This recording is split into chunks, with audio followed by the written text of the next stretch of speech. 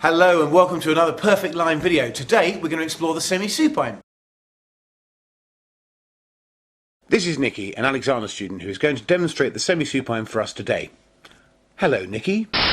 Now the semi-supine came about because FM Alexander, when he was training students to become Alexander teachers, worked them so hard that they ended up having to lie on the floor. But of course, being conscientious Alexander students, they didn't actually want to just lie on the floor. They wanted to do it in a very specific way, and that's how the semi-supine came about, with the book underneath the head and the knees in the air. But now it's just a fantastic way of getting into the Alexander technique, but also of relaxing and improving your posture. So it's very important to choose the right book for yourself, because as you can see, the book here allows there to be room at the front. That needs to be free of the neck, and the back of the neck needs to be long.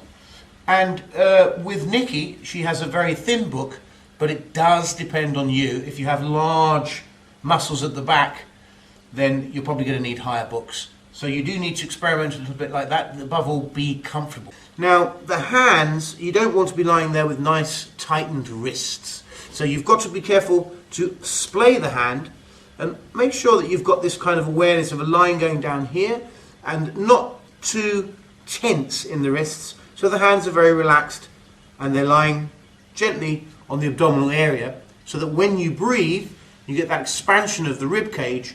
You're sensing also the expansion in the lower abdominal area, and you know that your breathing is getting deeper. With the legs, we want them to be as close to the body as is comfortable, and what this does actually is it creates a much more firmer contact of lengthening along the floor. Now, you should be very relaxed and you should observe the breath, being careful not to interfere with the breathing in any way. As you continue lying down, you will notice the breath becoming deeper and less often. All the neural pathways in the brain lead to muscle, so if you're lying there worrying about one thing or another, you're only going to be lying there and tensing up. So I always suggest you listen to some nice music or even a talking book, and then bring your awareness between the body and the breathing and the audio that you're listening to. Okay, so we're going to take the eyes, we're looking up to the ceiling. If the eyes are looking to the ceiling, it means the body is going to be lengthened. And then what we're going to do is we're going to take the eyes over to the right, head follows, so the eyes are leading the head over to the right, and now the left arm is coming over to the right shoulder, and we're going to just slip over onto the left side there.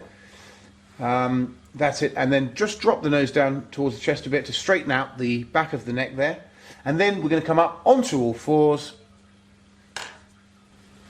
So you want to adjust the head. Notice that she's actually looking at the floor, and this ensures that you're getting a nice length at the back here.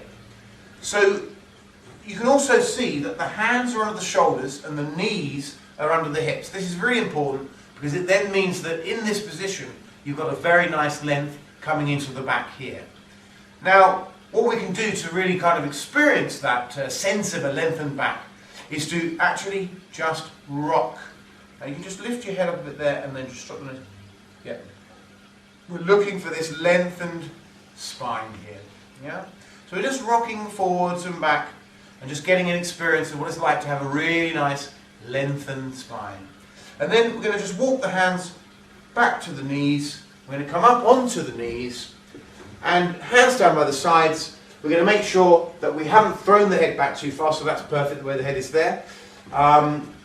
The next thing we do is we then put a foot forward, find the balance again, make sure we haven't thrown the head back again there, and come up onto the weight bearing points, 3 weight bearing points on each foot, the back of the big toe, the back of the small toe and the heel, the sole of the foot, and we're just taking time to distribute the weight of the body between those 3 weight bearing points and get length into structure. And we're just standing there now, still appreciating the length that we've achieved. We're then ready for the next bit, walking around the room in this nice, relaxed, lengthened way.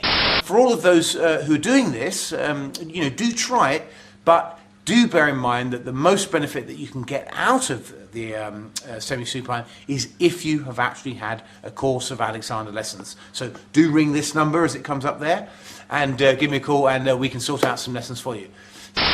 Okay, well, I hope you've enjoyed this video. We'll leave it there. But I just want you to remember, if you want to enjoy life to the max, relax. Okay, and thanks to Nikki for helping us today. Some excellent moves there, and we'll see you next time.